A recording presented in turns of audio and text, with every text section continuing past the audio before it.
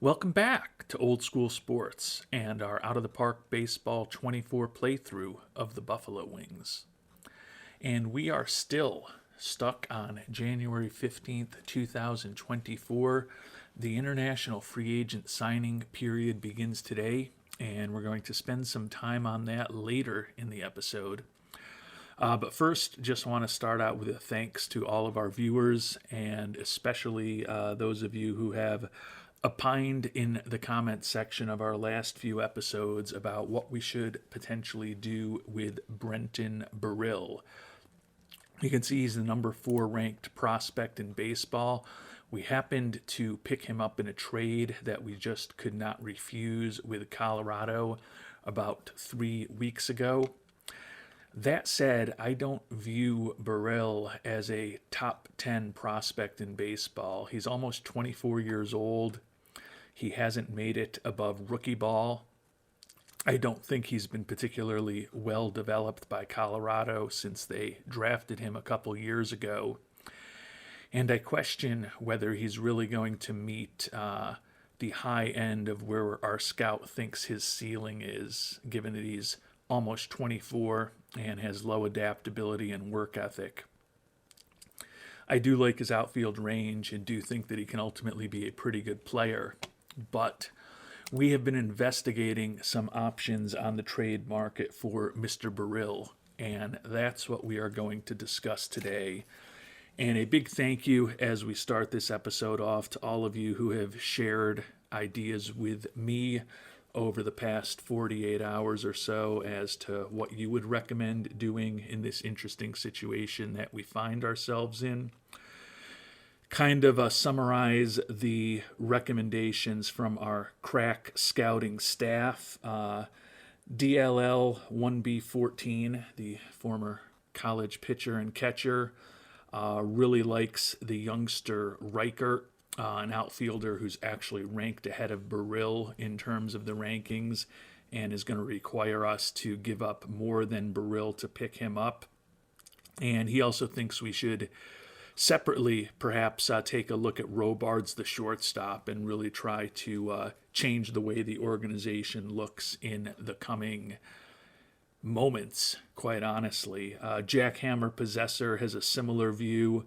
Jackhammer Possessor also likes the outfielder, Mr. Smithmeyer, who's a little more experienced, more of a plug-and-play guy who could fit right now and help us even quicker than Reichert could. And Wyme943, also a fan of Reichert. We've definitely made the decision to move on from pitchers. We are moving, if we trade Burrill, to trade him for a position player. Feel like we're still in a bit of a surplus as far as pitching. Many of you agreed with that with us. Wesley Jones and Not My Four-Ply both suggested strongly going with a position player, particularly in the case of Wesley Jones, if we were able to find a shortstop better than Robards, which is a challenge, but a good challenge to try to put ourselves up to. Dodo Dude preferred Steve Martin, another young prospect, plus a shortstop.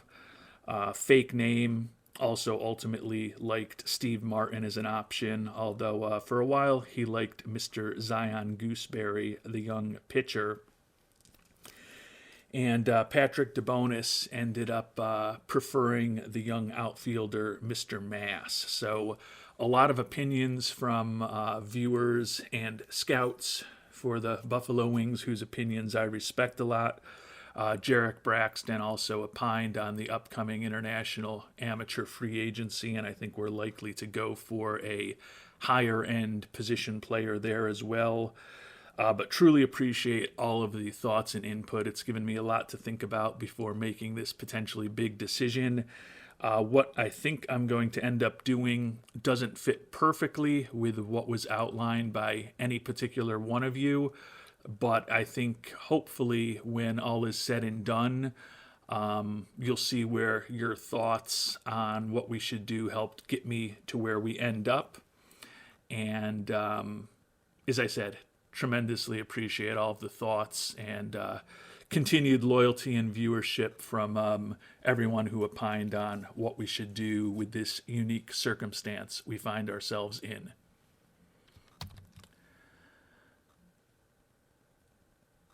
So let's start getting into the options we have on the table here. Steve Martin, as I mentioned, popular with Dodo Dude and Fake Name in particular. Very good looking prospect, the number 2 prospect in baseball, who was picked 4th overall in 2042, 262 with 22 homers for Class A Dayton this year. 23 years old, so he's a little younger than Burrill. Not as good defensively. Do like that he has high adaptability and work ethic, and certainly has a batting profile that suggests he could be an excellent offensive player for us for many years to come. The issue with Martin, as well as the next player we're going to talk about, is that being 2 of the very small number of prospects in baseball that are ranked ahead of Burrill, we not only would have to give up Burrill to bring them on board, but also another pretty significant asset. So the cost of Martin as well as Reichert are the highest cost options that we're looking out there in terms of the resources we need to give up for them.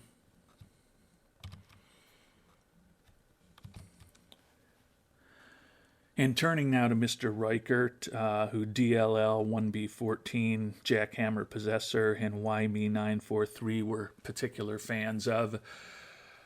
Number 3 prospect in baseball, another guy drafted very near the top of the draft. He was a high school prospect when he came out, though, so even though he's basically the same age as Mr. Martin, he's got a lot more minor league experience. Hit .338 with 23 homers for AAA Oklahoma City last year, and also combined for another 18 homers between high A and double A. So he is a guy who looks really ready for the majors at this point.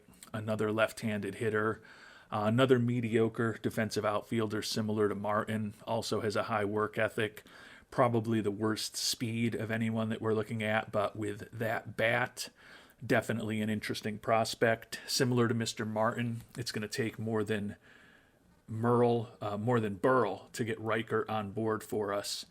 So I think the first decision I need to make is if we're going to go with a Reichert or a Martin and pay up, which one of those 2 are we going to go with? And there's really not a lot of differentiation between the number 3 prospect in baseball in Reichert and the number 2 prospect in baseball in Martin. Both are 23-year-old left-handed hitting outfielders. You can see when we look at their potential, which is what will probably drive our decision, given that we've got really good coaching, a big investment in our minor league system, and they're both players with high work ethic. The contact potential favors Reichert. Gap power favors Martin. Home run power favors Reichert. Eye favors Martin.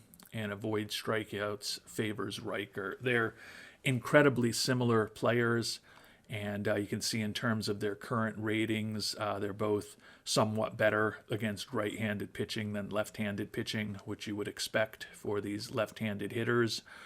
As far as the bunting ability and speed, neither is exceptional, but I think that Martin is clearly the superior player when you just look at those ratings across the board. I think I lean towards Reichert's bat a little bit. Certainly lean towards Martin as far as some of the less quantifiable skills, such as bunting and speed on the base paths, but neither is a dynamo there. And taking a look at them defensively, very similar as well. Both have slightly below average range right now. Martin a little better in terms of his outfield error rating. Reichert a little better in terms of his arm. So these guys are, honestly, for prospects, about as close as you could expect to prospects to look. Given that this is going to be, if we make a trade for one of these guys, a corner outfielder who I'm expecting to put up big offense. I really do like the fact that we think that Reichert's contact and home run power are just a bit higher. So if we decide we're going to make the monster trade where we need to give up Burrill plus other assets, we're going to go with Reichert rather than Steve Martin, but it's pretty much a coin flip. I don't have a pound the table extremely strong opinion one way or the other. The demands that we would have to give up for both players are basically identical. Honestly, if we could get Martin for slightly cheaper, I'd go with him in a second. But since the price is the same, if we do pursue one of these two guys, Reichert will be the man. And now we're going to turn our attention to two more players, a little older, but not incredibly older, and more experienced, who some of our scouts recommended. Mr. Chris Mass was the recommendation of one of our more vocal scouts over the year, Patrick DeBonis. And I like this recommendation too. Potentially extreme home run power. He's also durable, so he's going to be out there playing every day. Similar to the younger guys, a pretty average defensive outfielder, although his range is a bit better, and a acceptable but not particularly impressive speed profile. Mass is another left-handed hitter like those other two guys that we just talked about. Another guy who was also a very early draft pick, although 8th overall, so he lasted a little longer the year that he was available than either Reichert or Martin did. He is an established major leaguer at this point. You can see he spent the last 2 full seasons plus part of 2041 in the majors, put up a 110 WRC plus over the course of his career, and he's improved each season. He is going to be more expensive than those guys as he's heading to arbitration after this year, set to make about $4 million, so we'll be paying him bigger money sooner than Reichert or Martin, or I guess I should say than Reichert at this point, since we've already ruled out Mr. Martin. One of the things that I really do like about Mass compared to the other outfielders is that Mass is 6'6", and he has better infield defensive abilities than either of those other players. He could be a pretty decent defensive first baseman. So given that the veteran Mr. Rojas is in his last year with us, likely making $30 million a year, and I feel that with the fact that we've re-signed Luis Comadran to play left field this offseason, and also made the trade for the other corner outfielder, Mr. Boston, from the Red Sox, Mass would really fit in very well, not just for helping us this year, but also for the longer term when he could potentially take over as our starting first baseman if we don't necessarily have a room for him as a corner outfielder. The one negative is that he has very extreme splits. He looks like a absolute monster against right-handed pitching with 65 contact and 75 power. But he is unplayable on a good team against left-handed pitching. So the durability is wasted a little bit, since I think in an ideal world we want to be starting him the 120 to 130 games a year that we're facing right-handed pitchers, and then have him be an incredible threat off of the bench in those other 30 to 40 games when maybe a lefty is starting against us. So an intriguing prospect, and the nice thing about Mr. Mass compared to Mr. Reichert is we can actually get additional assets from the White Sox if we were willing to give them Burrill in the trade. Not necessarily incredible assets, but we can get back a couple additional prospects if we trade Burrill for Mass, as opposed to Reichert, where, as I mentioned earlier, we're also going to be needing to include a big-time prospect or two in addition to Burrill to get the deal done.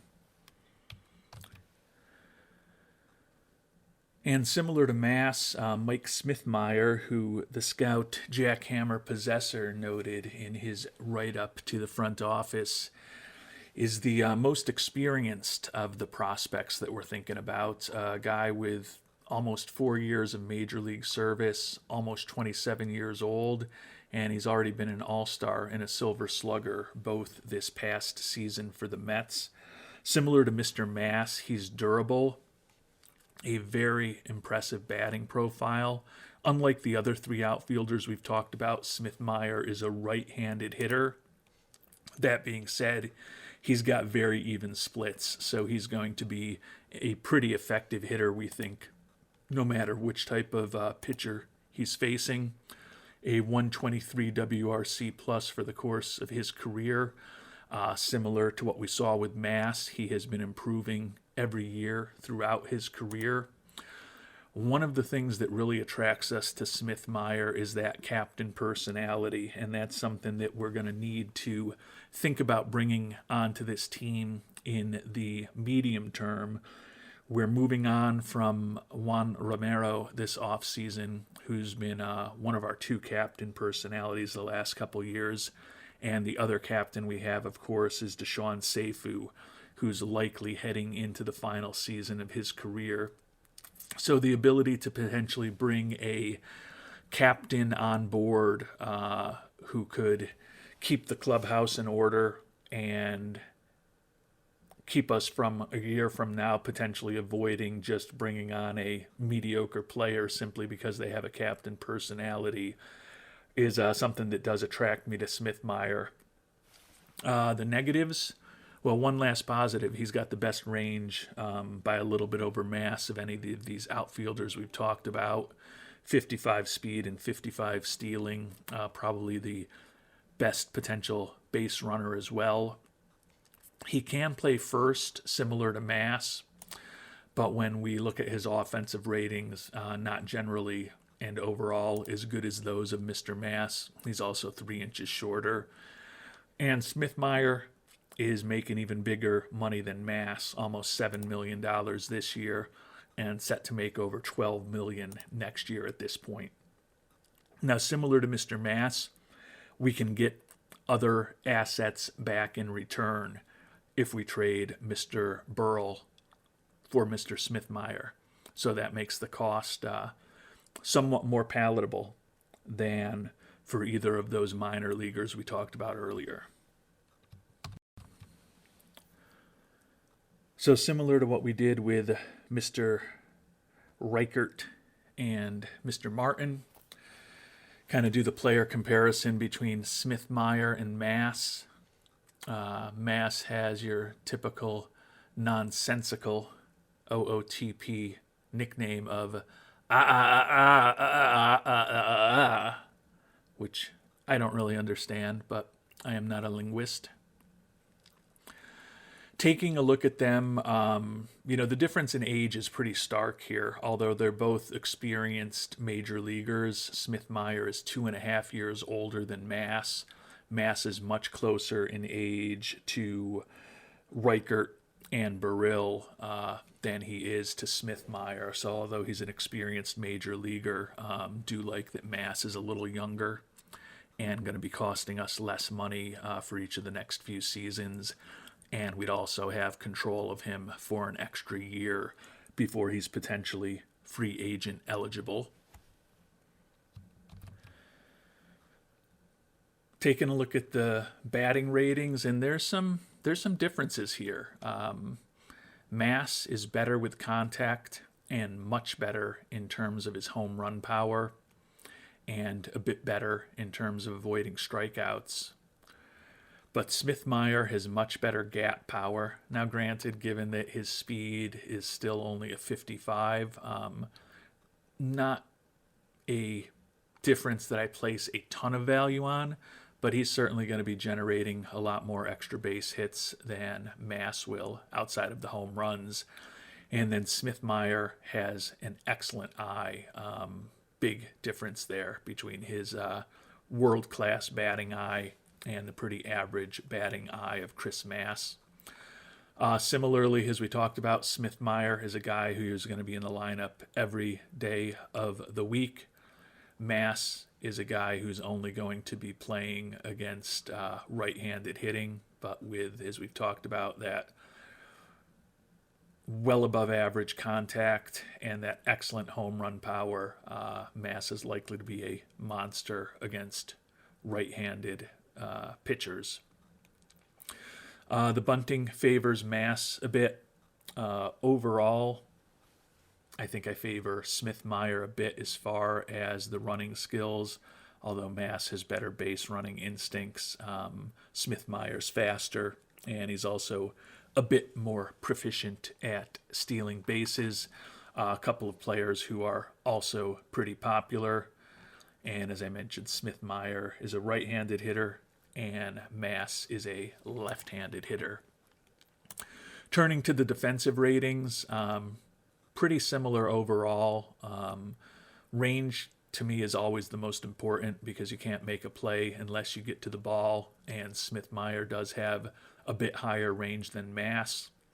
That said, Mass, when he gets to the ball, knows what to do with it a little bit better and also has a better arm. Overall, defensively, when you put all the ratings together, they're both very mediocre, or mediocre is probably being too generous. They're both poor defensive center fielders who you could put out there in a pinch. And at least according to OOTP, the overall package of Mass is a little better in right or left field. And as we've talked about, Mass is also a potentially very good defensive first baseman who, with his average range and his 6'6" height and the rest of his skills, could conceivably win a Gold Glove at first base at some point over the course of a career if he was going to be playing there for 10 or 12 years. So he gives us a little more optionality, and as we talked about, is a natural replacement for Rojas as a first baseman a year from now. Smith Meyer, as we've talked about, is a natural replacement for Seifu as a captain a year from now. So both of these guys bring pretty interesting things to the table for us. As I mentioned, with both of them, if we're willing to give up Burrell, we can get back additional assets from the other team. So each of these guys is cheaper to acquire than Mr. Reichert or Mr. Steve Martin. Another decision where, to me, there's not an obvious winner. I'm very tempted by Smith Meyer because he is a guy who can play every day and he brings that captain personality. But I think Mass is a potentially a Hall of Fame type bat against right-handed pitching in 120 games a year with that 65 contact and 75 home run power. He's also 2.5 years younger. And given that we have bolstered our outfield pretty significantly this offseason, re-upping with Coma Duran and trading for Boston, the natural fit of him is ultimately a replacement for Mr. Rojas at first base is attractive to me. And when you put the whole package together, I think I'm going to go with Mass over Mr. Smith Meyer, but another one where it's pretty close to a coin flip in my mind, and if people have different opinions, I can totally understand why they might. And the last angle that many of you opined upon was the shortstop Robards, who we were very intrigued by. Similar to Mass and Smith Meyer, Robards is an established major leaguer at this point with almost 3 years of service. He's been a Gold Glove shortstop in the American League for 2 straight years, the National League a year ago, the American League this year. Incredible defensive profile, good speed, by far the best bunter of anyone we've looked at, but by far the weakest batting profile of anyone that we have looked at. And over the course of parts of 3 years in the majors, Robards has put up an 80 WRC plus, which is obviously very different than what we've seen from Mass and Smith-Meyer, and very different than what we would expect from Reichert or Martin. But he's a Gold Glove winning shortstop, and there's a lot of value in that. And you can see he's coming off a year where, despite an 80 WRC plus, he still put up a 2.7 WAR, thanks largely to his excellent defense.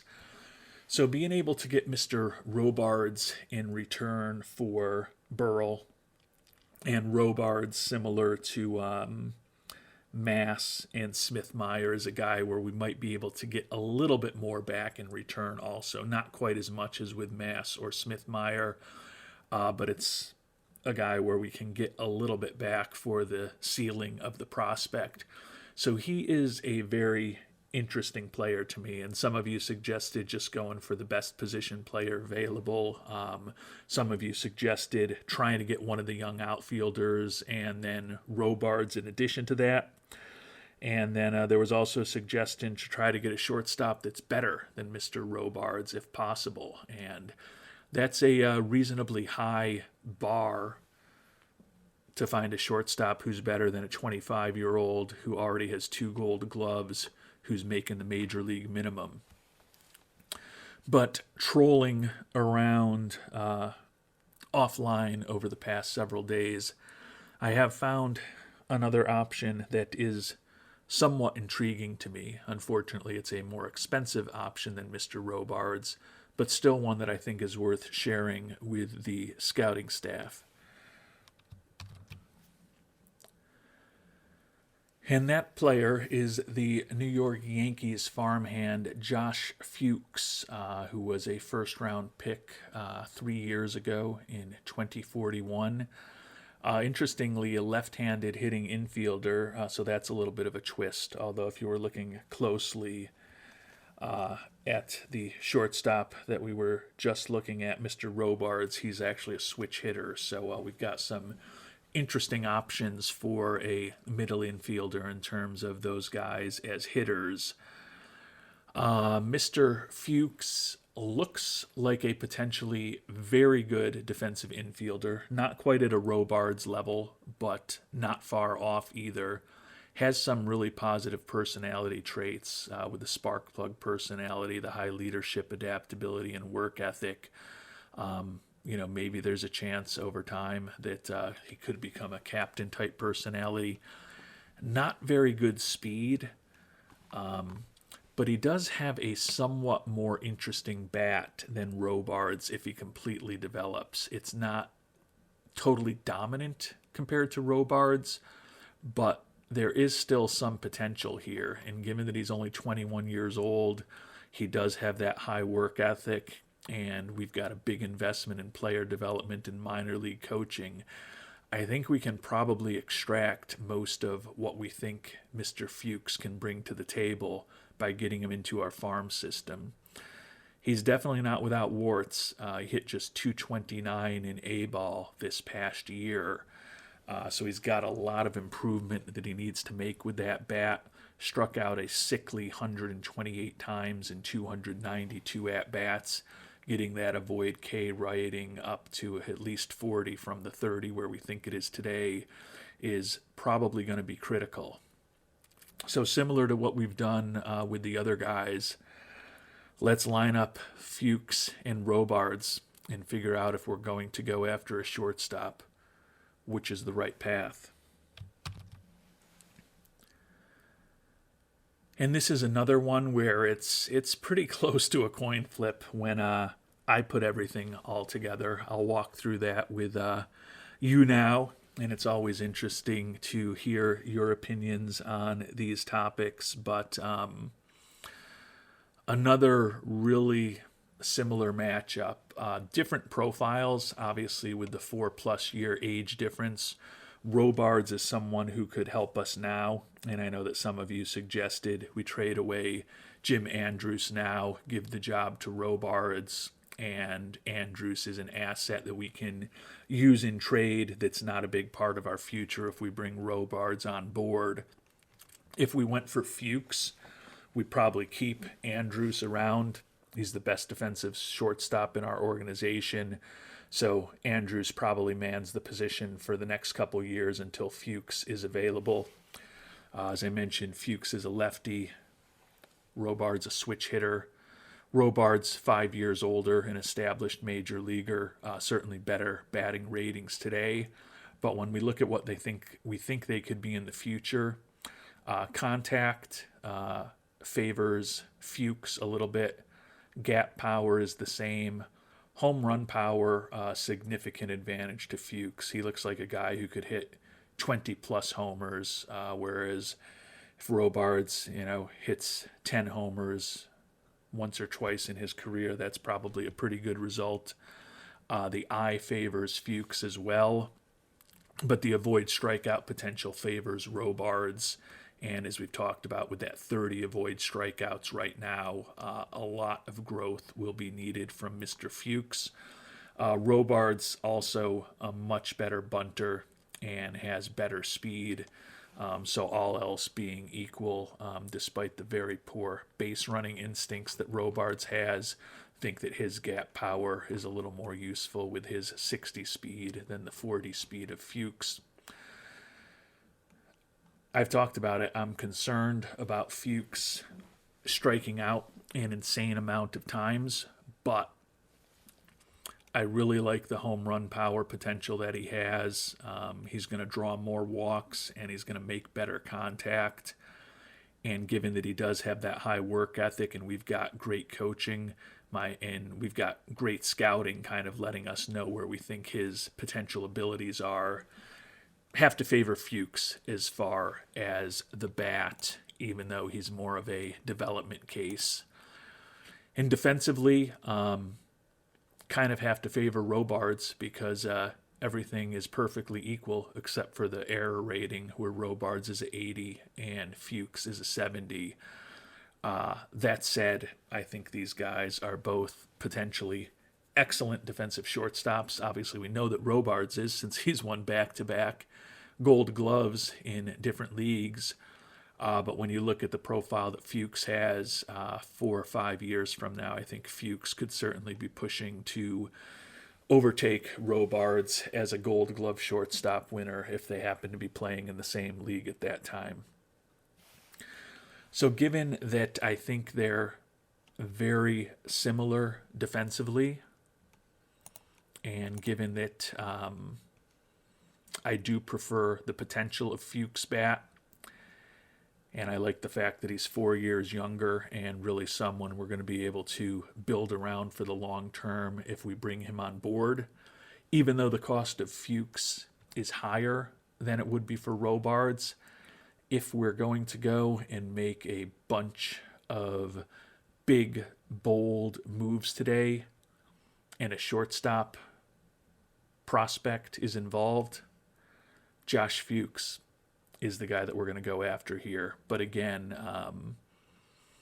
I agree that this is one that's pretty close to a coin flip, given that Fuchs' development is uncertain, and he's also going to cost us more than Robard's would.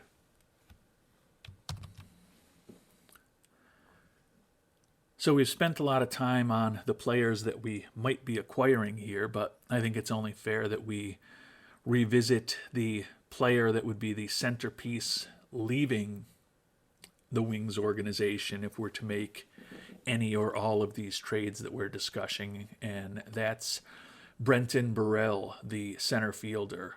And as we've talked about with him, he's got the best outfield range, and not by a small amount, of any of the outfielders that we've been talking about. He's got the best combination of overall speed and bunting ability of any of the outfielders that we've been talking about. He's got, I think it's fair to say without a doubt, the worst overall personality traits of any of the outfielders that we've been talking about. And at 23 years, 243 days, with the exception of Smithmeyer, he's basically the same age as those other outfielders that we're talking about, even though he's not nearly as far along in his career, having never played above rookie ball.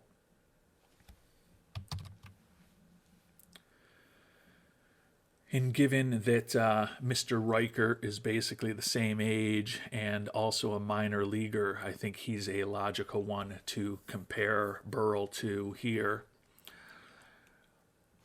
Burrell, a right-handed hitter, while Reichert's a left-handed hitter. Scout thinks they both have five-star potential, but certainly Reichert has developed much more of that potential to date, which, given that Reichert is 3 months younger than Burrell, is certainly, I don't want to say a red flag, but certainly a caution flag. You look at their high-end potential, contact the same, gap power the same, home run power favors Reichert, eye favors Burrell a bit. Avoid strikeouts is the only one where there's a stark difference, and that one definitely favors Reichert. But if they fully develop, they're not dramatically different players. I think Reichert is a better bat if they fully develop. Reichert probably prefer him because he's a left-handed hitter over the right-handed hitter, and you'll normally be facing right-handed pitching.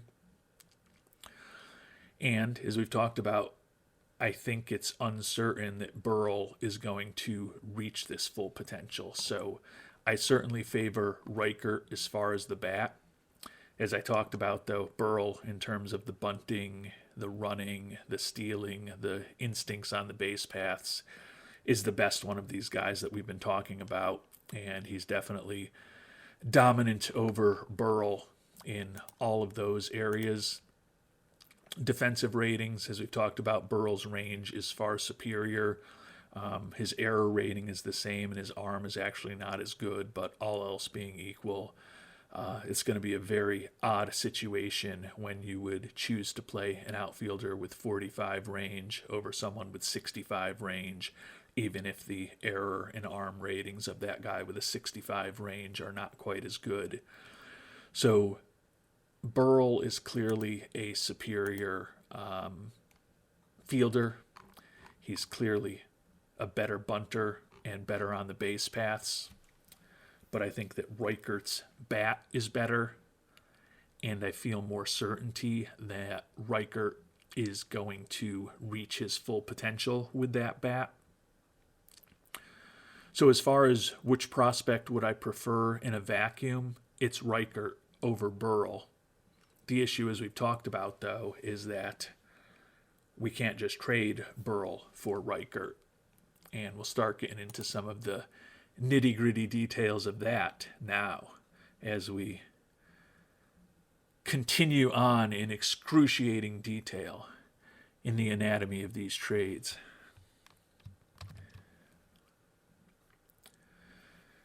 And as I've talked about with Reichert, it's going to take more than Burrell to get him on board. You see, if we were to add in just one other player, it is a big-time member of our team. The most logical one to me, and some of you have brought this up in your scouting reports to me, is Andrus. And I think if I was going to go with Robards at shortstop, it would make 100% complete sense to include Andrus in the trade. Since I think I want to go with Fuchs, who's a very similar glove, potentially better bat, and 4 years younger, that makes me a bit more reticent to get rid of Andrus since he is our best defensive shortstop right now. And I don't really have a bid to give up any of our important offensive players or pitchers or Juan Toledo until we brought on Burrell, who was the best prospect in our system. So we'd probably have to offer 2 or 3 somewhat less impressive prospects than Toledo to get this deal done.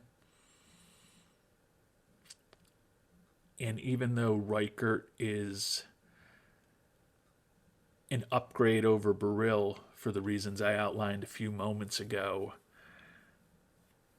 the cost is certainly high, because if we are able to develop Burrell to his full potential, he's not that big a downgrade from Reichert in the bat.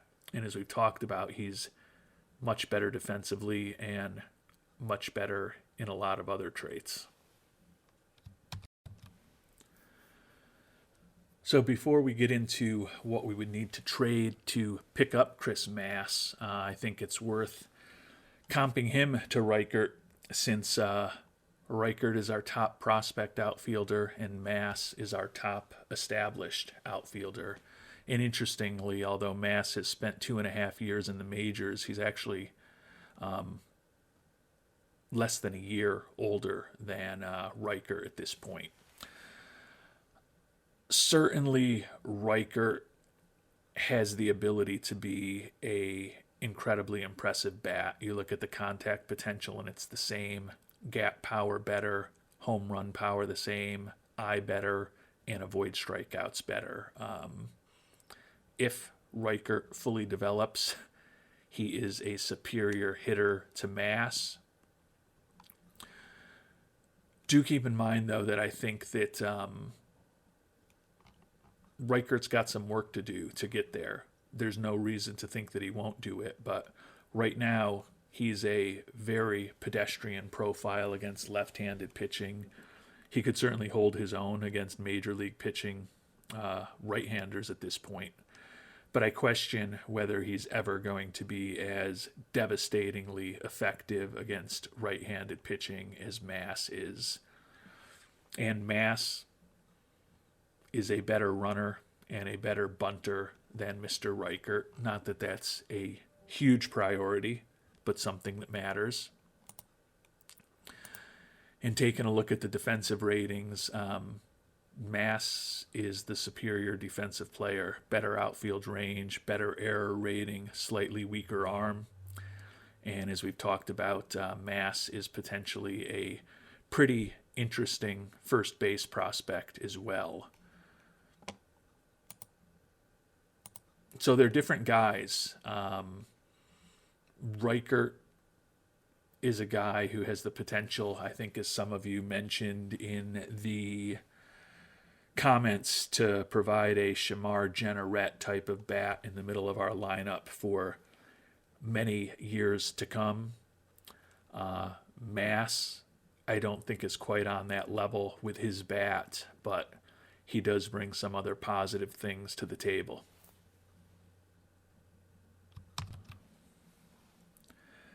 And in contrast to Mr. Reichert, where we had to give additional assets on top of Burrill to bring him on board, we can get Mass on board while also getting some additional assets from the White Sox, a little over $2.4 million, which helps us for this upcoming year. And then 3 prospects. None of them are overwhelming, but they are lottery tickets in a way. The catcher, Jeremy Dagley, probably the least interesting. Average-ish defensively, not much speed. Bat that could be borderline useful for a catcher, particularly given that he's a switch hitter. But he's 24 years old. He just spent his first year in Double-A ball. Don't think that he is a big-time prospect by any stretch of the imagination. Second baseman, Jesus Aponte, similar situation, almost 25 years old. He does have some major league experience with the White Sox from this past year. Really good infield range. The rest of his skills are pretty average. He's durable. The bat is not all that exciting given the lack of home run power. His main value to me is that he does have 3 option years left. So not a bad guy to have stashed in AAA as an insurance policy if we happen to have a bunch of infield injuries, but certainly don't see him as anything more than a potential utility infielder. The most interesting other prospect they would include is the relief pitcher, Luis Rivera, and he's an international free agent signing from 2037. He's durable. He's almost 25 years old, and he's only been in the majors for 8 days. Was not impressive a season ago with the White Sox when he gave up 3 hits in an inning and 2 earned runs over that inning pitched. But it was a small sample size, and as I mentioned, he's durable. He's got a 4-pitch arsenal. Enough stamina to start, decent at holding on runners, ground ball tendencies. Certainly not a top of the rotation type of guy, but could be a useful fifth starter, certainly could be a useful middle reliever. He does only have one option year left, so he is not someone that we're going to be able to use as an insurance policy for our organization for an extended period of time. But he is a guy who certainly looks like he's got, without a doubt, a major league future and probably a relatively long major league career ahead of him, even if he's most likely a middle infielder towards the back of a team's bullpen. So mass is certainly the centerpiece of the deal, but we're getting guys that might have a little bit of value in return. But admittedly, mass is not as high-end a player as Mr. Reichert is. But he does fit our team well with that ability to play first base for us, potentially down the line, in addition to potentially being in the mix as a corner outfielder or designated hitter. And moving back to our shortstops before we make the big decision as far as what to do with the outfielders, I did misspeak a bit earlier, but it does help me make this decision a little easier. I had said that Fuchs, the Yankees prospect, was lower cost than the experienced Gold Glove winner Robards, and that's not actually true. Robards is a little more expensive in the trade. So given that I think Fuchs definitely has a better bat, he's 4 years younger, and he's also got the potential to be a Gold Glove caliber shortstop. Definitely going to go with Fuchs at this point. You look at the profile, a really good personality, excellent defensive infielder, some home run pop, but a guy who at 21 is struggling to make contact and struggling mightily to avoid striking out. And with the exception of Fuchs' lack of speed, he's kind of a proxy for what the Yankees got last year with Anthony Volpe as their young shortstop. Fuchs doesn't seem like he's got that same type of speed, but I think probably better defensively than Volpe is in real life with these kind of ratings. And looks like a similar-ish potential type bat. So we are going to make the trade for Fuchs. We can also get the Yankees to throw in $25,000. It's more than nothing. And the reliever, Ken Davenport, who is a 23-year-old with 3 option years left. He's fragile, a right-hander, not a particularly interesting profile. 7-9 with a 4.04 ERA and high A ball last year. Not a big-time prospect, but someone who does give us a small amount of organizational depth. And if we happened 2 or 3 years from now to have a horrible wave of injuries to our pitching staff, a guy who could probably be a competent-ish major leaguer at that point. But we're certainly the ones giving up the bigger prospects, with the exception of Josh Fuchs. We're really at this point leveraging the great pitching that we've built up over the years, and we have to give up 2 pretty highly regarded pitching prospects to bring Fuchs on board. But as I mentioned, this price was still lower than the price for Robards. Reagan Bursey, you may remember him. We took him with a supplemental pick, 39th overall in the first round in 2040. Durable pitcher out of Canada, 12-10 with a 3.33 ERA and A ball this year. Looking at his profile, though, his stuff is a question. Doesn't look like he's going to be much more than a 5th starter at the major league level, especially for a team with a hopefully good pitching staff like ours. So although we invested a lot of draft capital in him in the past, willing to include him. The other guy that we need to include bothers me a bit more, and that's Pat Carman, another first-round pick of ours in 2040, 24th overall, the year that we were picking earlier than we normally do. He still hasn't made it out of rookie ball, presumably will be in A ball this upcoming year. He's got a 3-pitch arsenal. His pitches are a bit higher quality.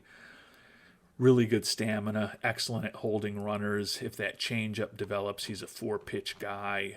Right now, we view his stuff as being major league average, with his movement and control a bit better.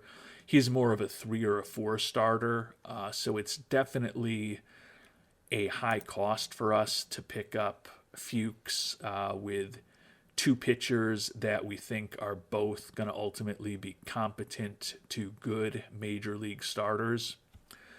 But we've got a lot of starting pitchers in our organization, and the ability to bring on a guy who we think is a potential Gold Glove caliber shortstop who could also hit 20, 25 home runs a year and draw a decent amount of walks is just too intriguing to me.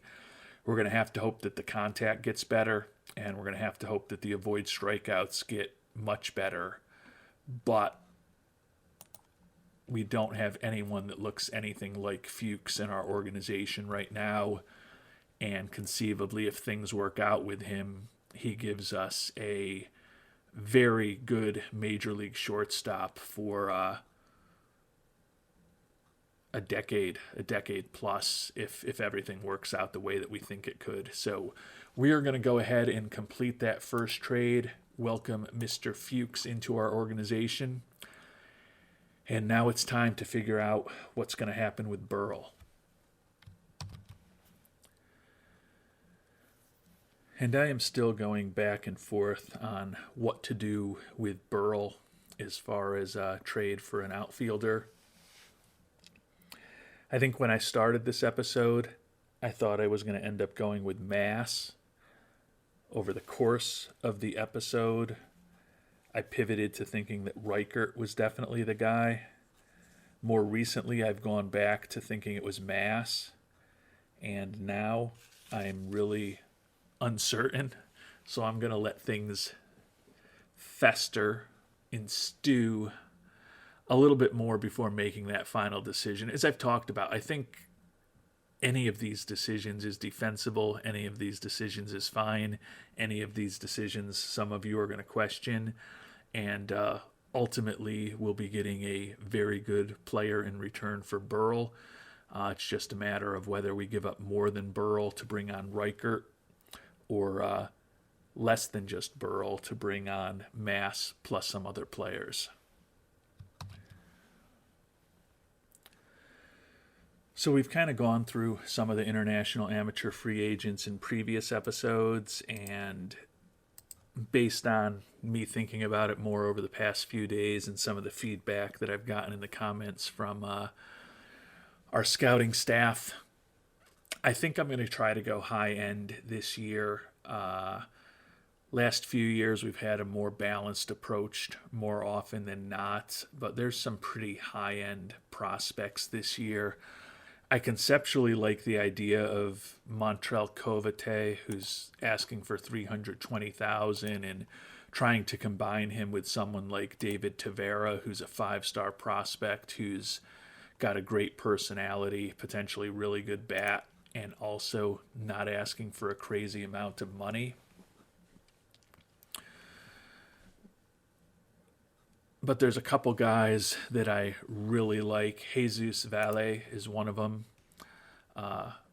Just a great overall combination. A guy who doesn't have any glaring weaknesses. Above average outfield range, above average speed, a really good personality. Looks like a well above average bat if everything works out. I like the switch-hitting center fielder a lot. Honestly, his profile is not dissimilar from our current center fielder, Mr. Velasco, who we have signed for another decade or so. Valle is only 16, so that's not a reason not to go after him. But we've struggled over the last probably close to a decade to sign and or draft top-end position player talent. And when I look at the right fielder, Jorge Quezada, guy with really good outfield range and a cannon for an arm, he's got enough speed to be competent and potentially well above average contact, borderline exceptional home run power, and above average gap power, eye, and avoid strikeouts in a left-handed hitter. I don't love the low adaptability, but there's no huge red flags as far as the personality. This is a guy who looks like if he fully develops, he could be a Hall of Fame type right fielder. He's asking for $3.2 million right now. I think he's the best prospect in the pool. And there's part of me that would like to save some money and get cute and creative to try to be able to sign somebody else. But I think Quezada is the best player. We've got $4.75 million to spend. There's certainly an argument. Maybe if we offer him $3.8, $3.9 million, we can sign him and have a little bit of money left over. But I think there's also a chance if we do that we just end up getting into a bidding war and he ends up going for more than we can possibly pay. I think if we really want to land him, we offer him right now every penny that we can and see what happens. If we pay every penny we have and we come out of this IAFA period with a potential game-changing bat, I'll be very happy about things. And I guess the positive thing about offering him every penny that we can right when we begin is that if it doesn't work out with him, hopefully we'll figure that out within the next week or so, and we'll be able to pivot to some of the other options while they're still on the board.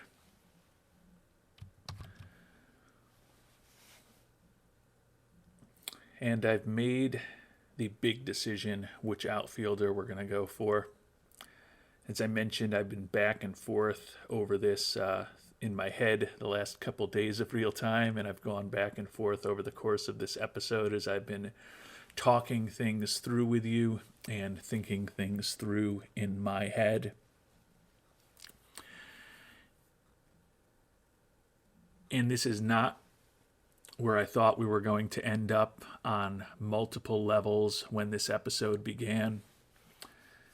As I said, when the episode began, I thought we were going to end up with Chris Mass, as Patrick DeBonis recommended.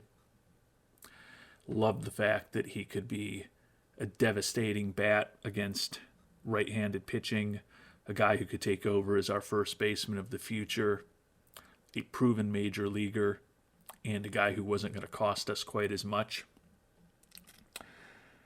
But I'm going to end up pivoting to Mr. Reichert, which is the first surprise to me in what I'm doing. The second one is an even bigger surprise to me. But I just think I agree with the likes of DLL, Jackhammer Possessor, and YME943 that Reichert could be a Shamar Jenneret type of bat for us. And although he's going to cost more than Mass, I think Reichert is a potential Hall of Fame player. He's one of the top prospects in all of baseball. He's still got some room to grow. He's younger by a little bit, even though he's not a proven major leaguer, than Mass. But what really tipped me to Reichert when all was said and done is what I'm going to talk about next. And even though we're going to have to give up Burrell plus someone, as I knew we would, and even though we have traded for the young short-top prospect out of the Yankees system in Mr. Fuchs, who's still a few years away, we are going to include our veteran starting shortstop, Jim Andrews, to get this deal done rather than any of the other options. And there was absolutely no way that I was thinking about doing this. We signed Andrews to a relatively long extension not that long ago that kind of had him penciled in as our starting shortstop and or a excellent defensive utility infielder with a decent bat for several years to come. He's popular with the fans. He brings a lot of positive traits to the clubhouse. As we've talked about, he's the best defensive shortstop in our organization, although technically he's now the second best defensive shortstop in our organization now that Fuchs is around. But he's fragile physically. He's almost 29 years old. I think having Andrews around this year does slightly give us the best chance to win. But with Fuchs in the organization, if we needed a great defensive shortstop this coming September or for the playoffs, we could bring Fuchs up to do that. And right now, we are in a situation where Whitehead, who filled in as shortstop when Andrews was injured last year, or Contreras, and potentially both of those players are going to be in the minors because we're so deep in the infield now with the fact that we're keeping Seifu for probably one final season. We've got the rookie infielder Ferguson up, and we've got the young third baseman Medina that we traded for last year, in addition to Rojas at first base. I feel like we can piece shortstop together for this year with Whitehead and or Contreras. And again, they're not as good defensively as Andrews, and shortstop is clearly a critically important defensive position. But every other player who will get this deal done, I can see having a very, very big role in our organization 2 years from now. And with the fact that we've just traded for Fuchs, I can't say the same thing about Andrews.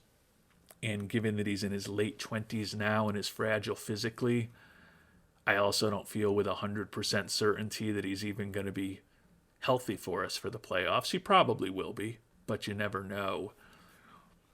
But he's the oldest guy that'll get this deal done. And as I said, he's the only guy on this list who, in a world the way that I want things to go, does not have a role on our 26-man roster in a couple years. Or I guess more fairly, does not have a potential starting role on our 26-man roster in a couple of years. So given that I've devalued Andrews, and I feel like we can piece second and short together between some combination of Ferguson, Contreras, and Whitehead this upcoming year, I'm going to include Andrews to get the deal done. We'll see if maybe we can get a tiny bit more out of them. I don't know how much we will, but I think Reichert is definitely an upgrade from Burrell. And as I kind of dug through our team, I was very attracted to the ability of Mass to play first base. But as I kind of looked through some of the other guys on our roster, we could certainly pivot the likes of a Luis Comaduran, Edgar Canales, possibly even a Tim Boston to first base. Comaduran to me is the most obvious solution there with his 45 range, his 6'2 height. He could be a more than competent first baseman for us in the future. So that made me it made one of the positive things for Mass less important to me, because if we plug in Reichert to a corner outfield spot that was going to be manned by Comaduran and then move Comaduran to first base, we've still got our first baseman of the future anyways. And I think Reichert has a higher ceiling than mass at this point. I mean, clearly is one of the top handful of prospects in baseball. Reichert has a higher ceiling than just about anybody. And for Burrell and Andrews, in addition to getting Reichert in return, I was able to get a little more, $300,000. And they did also give me $250,000 in their international bonus pool room. So that gives us a small potential additional lever to press with the outfielder that we made an offer to. If he comes back and wants a little more, we're okay. More likely, I think he's either going to accept our $4.75 million or end up going for $5.7 million. So I don't think it necessarily, this a little bit of extra money helps us ensure that we get him. But what it does help us ensure is that if we do get him, we still have a little bit of extra money to maybe add an ancillary prospect or two into our international complex in the coming weeks and months. And if we don't end up getting him, then we've got $5 million to potentially splash among some of the other higher end prospects that we had been talking about. So we are going to say goodbye to Mr. Burrell. We are going to say goodbye to our starting shortstop, and we are going to welcome Mr. Reichert, one of the top prospects in baseball, into our organization. The fans not happy that Andrews is gone. We knew that that would be an unpopular move. Actually puts fan interest back below 100, and given that we're probably not going to be doing much else this offseason, could be going into the new season under 100 for the first time in many years. But I think when all is said and done, these moves are going to hopefully position this team well for some sustained success with the addition of hopefully a starting shortstop and a guy who can hopefully play a corner outfield spot and hit number 3 or number 4 for us for the next decade or so in Reichert. So appreciate, again, all of the thoughts that those of you who have shared with us over the past few days.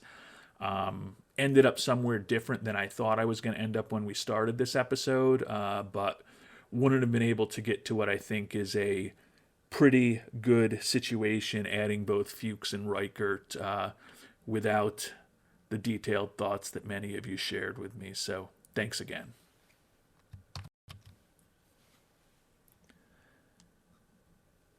And you can see here with Andrews gone, we've actually opened up a bit more money. We'd like to put more into scouting and player development when all is said and done. But if there's also some of the guys that we've talked about in previous episodes lingering as we get closer to the beginning of the season on the free agent market, we can supplement our team even more because despite the fact we've just traded away our starting shortstop, I still view this as a win-now team. And a positive piece of news here, I guess a negative spin to a positive piece of news. Jorge Quezada, who we offered the $4.75 million, has already come back to us and says that he's got a higher offer, even with the $5 million that we now have with that additional international free agent money that we picked up in the trade with the Dodgers. We don't have enough to get him, so presumably he's going to go for the full $5.7 million. So that at the very least means that we can pivot very quickly to some of the other guys that we were talking about. Bummer not to get Quezada, but at least it's early enough that I imagine pretty much everyone else who we have been thinking about is still on the market.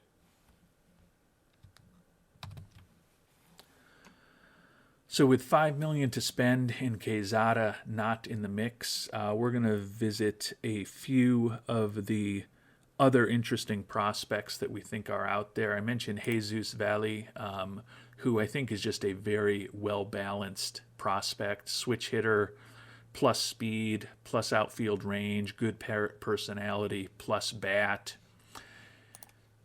Was looking for only $2 million. We'll see what he has to say when we touch base with him. And he says he's looking for $1.26 million. So this is a guy we're going to be aggressive with, and we're going to offer him $2.5 million right now and try to use half of our money to just lock him up right away, given that he's one of our favorite prospects available. And we're going to try to go big with our second offer as well. We're going to go after the second baseman, Juan Montero. Don't love his defensive skills, but love his personality, like his speed, love the durability, and a really interesting bat for a middle infielder, even if he might end up more of a first baseman, or I don't really think he can play the corner outfield spots, but he certainly could be a first baseman down the line. But a pretty interesting bat, not looking for crazy money. $2 million was his initial number. He's saying 1.7. So we're going to just go and give him the other 2.5 that we have. In a perfect world, we'll lock up both of these guys. I don't think that's going to happen. I'd be shocked if it did. But honestly, if we could get one of these guys for $2.5 million and then still have money to spread around to some secondary prospects going forward, I think would still be a pretty darn successful IAFA period for the Wings. And a lot of new information coming at us as we move forward over these next couple days. The second baseman, Montero, says that he wanted more money, looking for $3.2 million. He was less interesting to us than Valley. Valley still supposedly favors our offer, so we're going to wait to hear more from him. Quezada did end up signing with the Cincinnati Reds, and he signed, perhaps not shockingly, for the full $5.7 million. Feel like giving him every penny we had to offer from the start was the only hope we had at landing him, but can't say I'm shocked that he ended up going for the full amount. Also got some updated reports on Fuchs and Reichert. They pretty much look exactly as we thought they would, but always good to have them in our building and get a refreshed view on what they could look like. Both of them right now are positioned with our single A team, but as we get closer to the beginning of the regular season and also see exactly what our organization looks like overall, it's certainly conceivable that Reichert in particular will not be starting the season in the FSL. But importantly, his profile kind of looks exactly as we thought it did a few days ago, so always good to see that with a refreshed scouting report. It's very possible that if we had waited another several days, all of those trades that we just did would be there. But we already had high and very high scouting accuracy on the players that we were looking for. Didn't want to take the chance that if we waited a little longer, all of a sudden a deal that we thought we could get done wouldn't be there in the exact same form as what we liked. So with the fact I think we're moving on from Montero, we're going to check in on David Tavera, who's the other 5-star everyday prospect. He's certainly not as high-end, I think, if everything works out, but good personality traits and still a very interesting left-handed bat. And he says he's not looking for much at all right now, $600,000. Again, we're just going to try to lock him up early, give him $1 million offer right now, and see if maybe between Valle and Tavera, maybe we can pick up multiple guys. Montrell Cavete, another guy that we've liked, guy that is lower on the priority list, says he's only looking for 200. We're going to offer him 250 right now, see if maybe we can get Cavete locked up. And it's going to be perhaps a more well-diversified IAFA class than we had anticipated a few days ago in game time, but if we're able to lock up two of these three guys that we're talking about right now, we'll feel pretty good about the way this period has turned out. And although we've obviously been spending a lot of time on position players as far as trades and the IAFA market, we are going to engage with David Castro, the 18-year-old out of the Dominican. Think he could be a very useful reliever if he completely develops. Now we're reliant on that slider developing into a devastating pitch. But he's a durable 18-year-old right-hander who's not looking for crazy money at this point. Says he's looking for 850. We'll meet his demand, submit that offer to him. Tend to think he's going to come back for more, and to me, he's less of a priority than those three position players we made offers to, but want to try to keep as many irons in the fire as possible in these early days of the IAFA period until we lock up at least one guy and then have a better position of where we might be able to pivot and where we'll need to back off based on how much money we have left.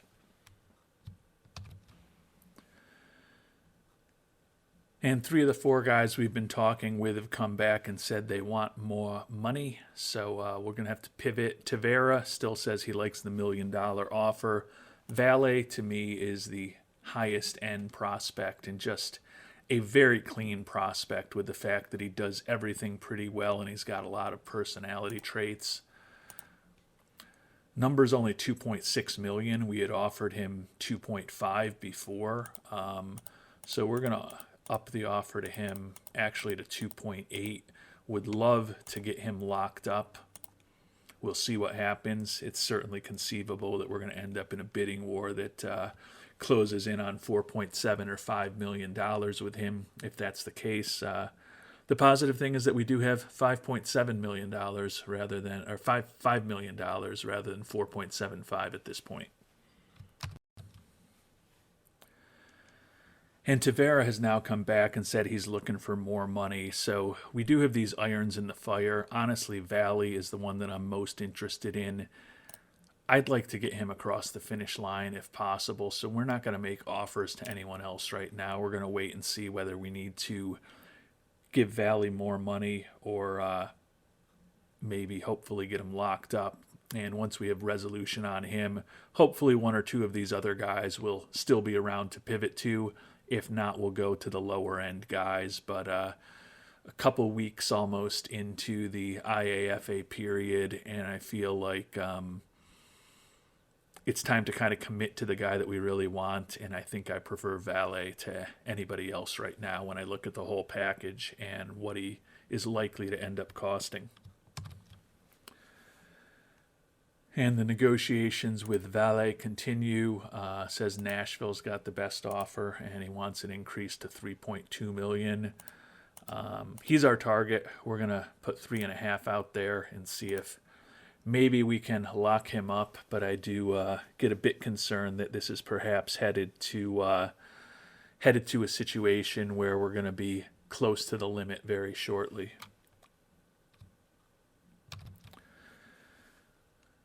And unfortunately, Valley's gotten back to us. He's got an offer for over $5 million that we can't match at this point. So we're going to pivot to some of the secondary guys. Unfortunately, they're not all left. Tavera and Kovate, though, are still out there. So we'll see if we can piece something together with those two prospects.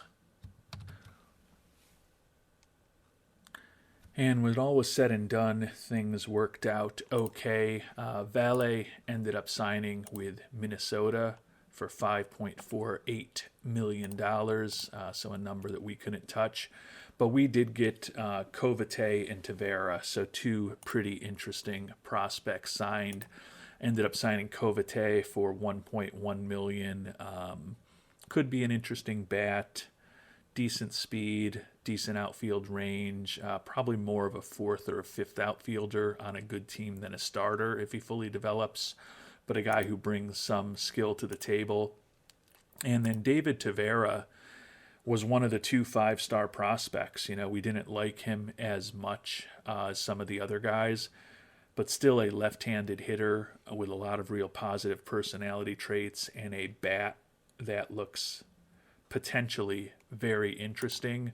We ended up having to go to $3.3 million with him, but we did get him right locked up. He was asking for like 2.7, and we decided to just be aggressive. So $4.4 million between Tavera and Kovate. So that leaves us with $600,000 left to play with offline to potentially supplement those two big guys. But we took some big swings at the beginning to come out of it with one of the 2 5-star potential guys in the entire pool, or one of 3 5-star potential guys, but one of 2 5-star potential everyday players. Not a bad result, and as I mentioned, we've still got $600,000 to spend to hopefully supplement things a bit going forward.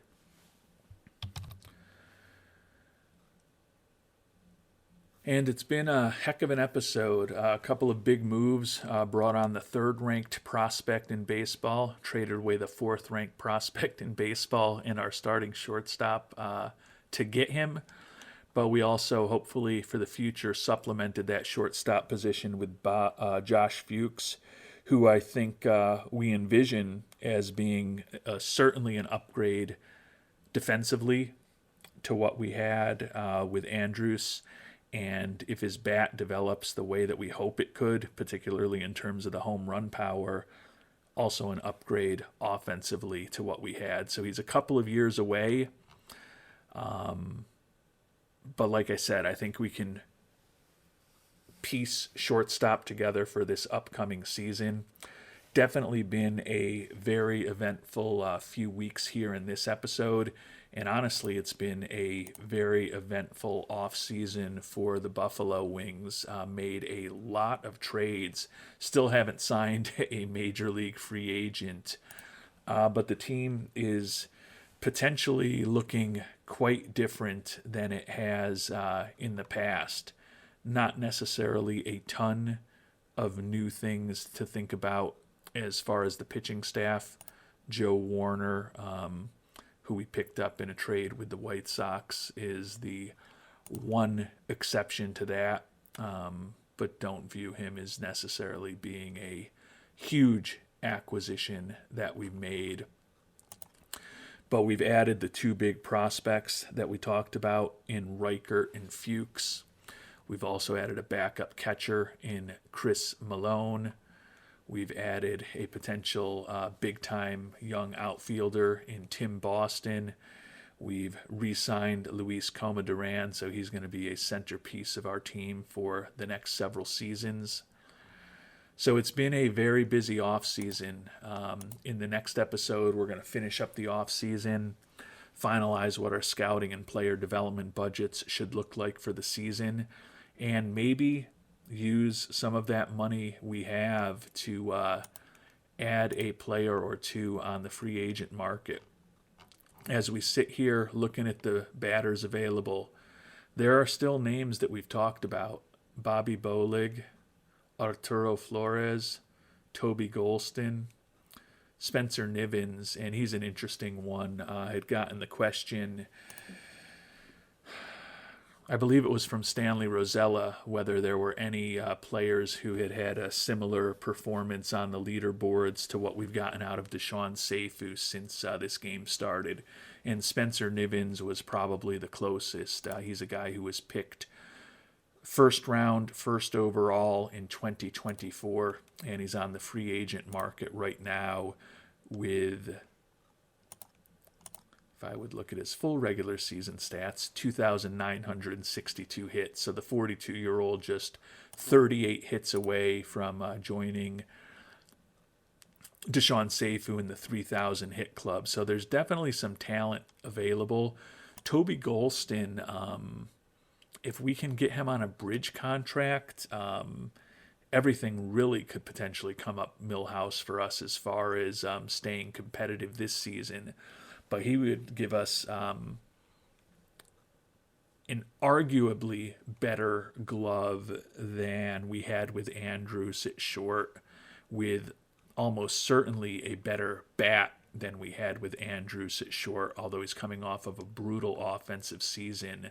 He's fragile just like Andrus, looking for $11 million. To me, the question with Golston is how many years he's going to be looking for. 4-year contract with the fact that we have Fuchs in likely envisioning him as our starter in 2 years is a little much.